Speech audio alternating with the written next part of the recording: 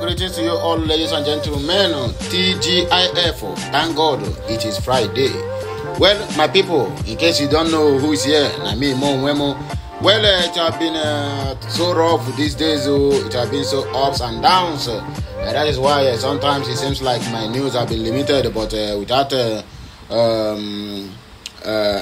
taking much of your time, I would like to use this opportunity to say I am very, very sorry to all my family members, fans, subscribers, viewers, and so people, and to all who still believe in Okute Daily Talk channel. I said it shall be well with all of you. Anyway, this weekend, nothing bad must come to your way. Everything that you are going to experience in this weekend, all must be to testimony, and it must be to the glory of the Almighty. So, without not taking much of your time, let us go straight to the reason why we are here. The headline which we are going to take today is IPOB wants the Southeast governors, as they are doing one secret meeting or the other, all in Abuja, to allocate most of our lands to Tinubu's government or to the Fulanis, so that they will get more ground to come and invade our land, kill our people, and also ma'am our old mallets and pale where we keep for village, where they watch over our houses, our lands, and the crops, and our vicinities. So IPOB have warned them to desist from it. Otherwise, they are going to receive what we call woto in the general language. So now this matter, I carry come. And then another one who make on see how this exclusive, how Buhari's Attorney General on a still remember what did they call him? What did they call him? Malami, where go all the way to Kenya to kidnap Mazen Nnamdi Kanu. He don't come out now. Buhari's Attorney General, Malami sidelined investigators and also whistleblowers. He plotted with his cronies to frustrate Nigeria's recovery of looted 70 trillion naira source. Do you know that, in case you have forgotten, Nigeria was at a debt of 77 or 76 trillion naira during the Buhari's left office. In that 77 trillion naira, we are talking about 70 trillion naira goes to the private pockets of the enemies of the zoo called Nigeria. One of them is Buhari. Another one is El-Rufai. Another one is Malami, who happens to be the Attorney General of the Federation as of then, plus many more others. Anyway, my people, make on grab on a popcorn, because the news where you're about to hear now is going to burst your bubble. But without wasting much of your time, please help me like, share, comment, and make sure you subscribe. The indigenous people of Biafra, IPOB, has vowed that it will never allow governors in the southeast region to allocate land to the herdsmen as advised by the Bola Ahmed Tinubu's administration. Okute Daily News are reported that Tinubu urged the 36 state governors to provide grazing land for herdsmen, stressing that the provisions of grazing land for herders would end the violent clashes between farmers and herders and the loss of lives and farm produce. He had also asked the governors to pay wage awards to workers to relieve the substantial population of hunger and hardship. Meanwhile, IPOB, in a statement issued by its media publicity secretary Iman Powerful, rejected the president's directive to the governors, saying that there would be no land for Fulani, for Ruga, and ranches in the southeastern Nigeria, which is the Biafra land.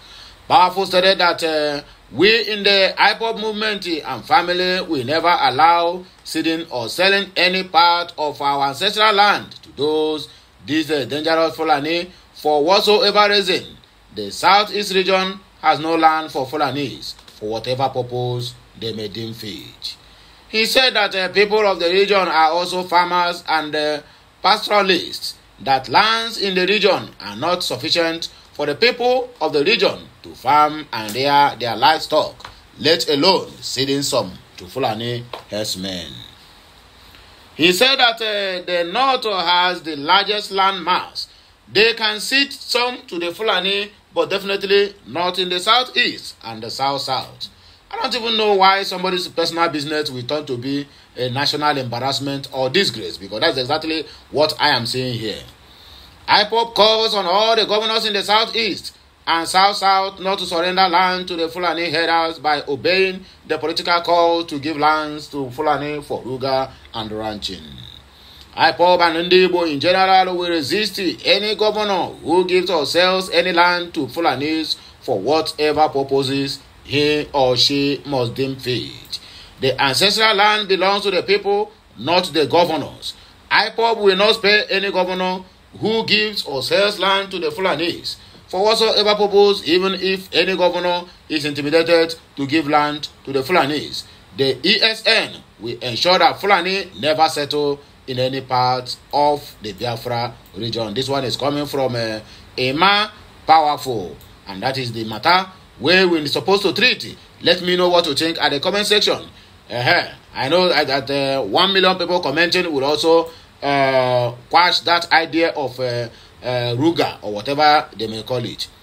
Malami done with his what do I call it, with his cronies, done the frustrate Tunumbus to recover over 70 trillion naira they looted between 2015 and 2023. Uvuku.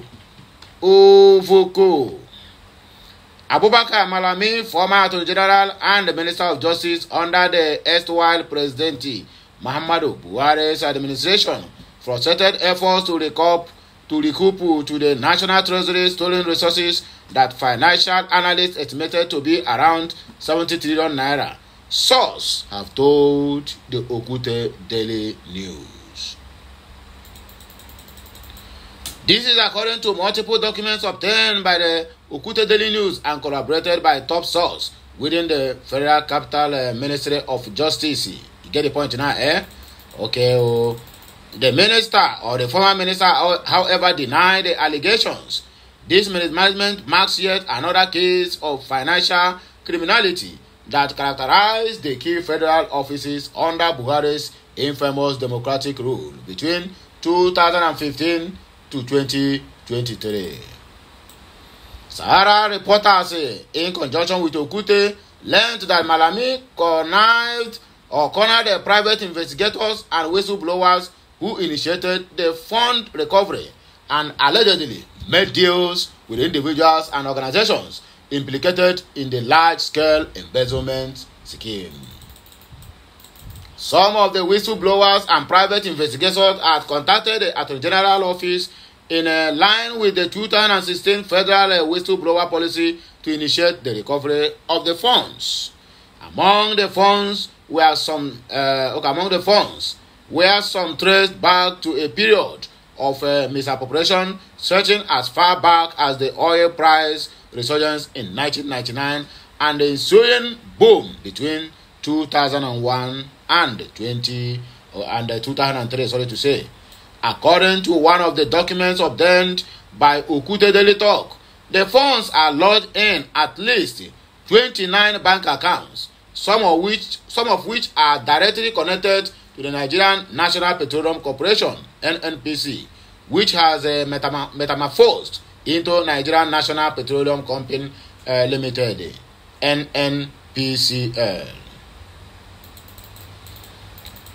They held a combined sum of well over 70 trillion naira belonging to the Nigerian government. A top source in the Federal Ministry of Justice told Okute Daily Talk last week. But the case took a different turn when Malami personally took over the case, leading to what a top official described as no success or no failure, and simply leaving whistleblowers out in the cold. The Asset Recovery Unit was initially involved, with the internal investigators assessing the claims of the whistleblowers to be concrete, before the Attorney General decided to personally oversee the recovery. One of the officials said, under condition of anonymity to avoid potential backlash. It was one of the biggest asset recovery cases we handled, another senior official of the ministry said. But just like that, it died down. No result, no conclusion, no success or failure. Malami took over the case and everything went away. Source of the accounts are now being closed after the funds in them have been moved, but not into the purse of the government, he said. A document personally signed by Malami on June 21 of 2021 is titled Letter of Instruction to Recover Illicit Funds Traced to Specified Accounts of Individuals. The document obtained by Okuta Daily Talk reads, following the proposal submitted by Mr. Saidi Alfa Bala Esquire of Ndarani, son, which is a senior advocate of Nigeria, and co., and Solace Law Chambers, Abuja, Nigeria, herein after, led attorney, vid letter dated on 7th May 31st and May 6th, 8th April, 29th January 2021, respectively. Please be informed that the Fulani government of Nigeria has engaged you into recover the funds traced to certain specified accounts as listed below in the engagement letter.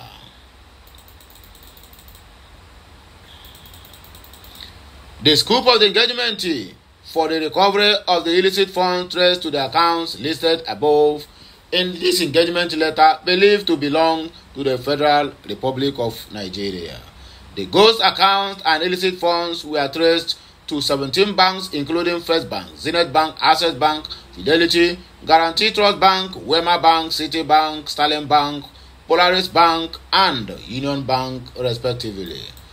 Other banks or other ones listed as Standard Chartered Bank, Keystone Bank, Stanbic IBTC, Unity Bank, Heritage Bank, UBA, and Eco Bank, respectively.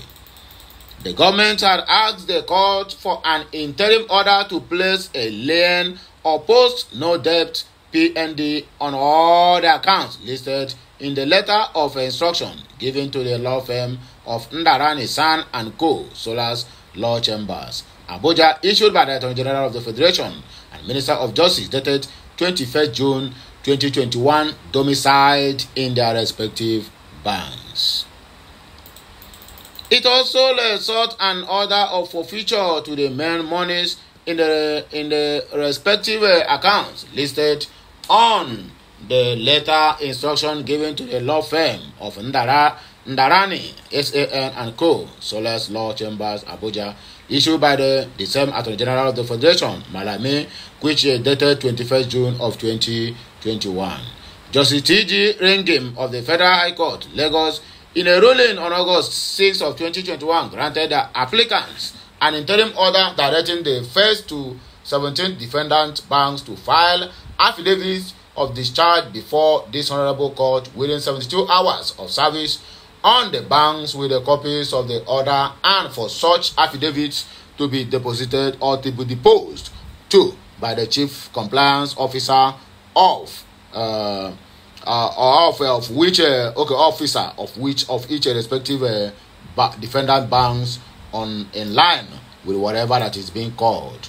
Anyway, my wonderful people, if we have go on and forth, but the bottom line is that the chief of justice, which happens to be Malami, and also the Attorney General of the Federation during the Buhari's 8-year tyrant regime, is now resting and cooling off with Nigeria's or with the zoo's 70 trillion naira, whereas their debt profile is 87 trillion naira. The question there now is, who is following who?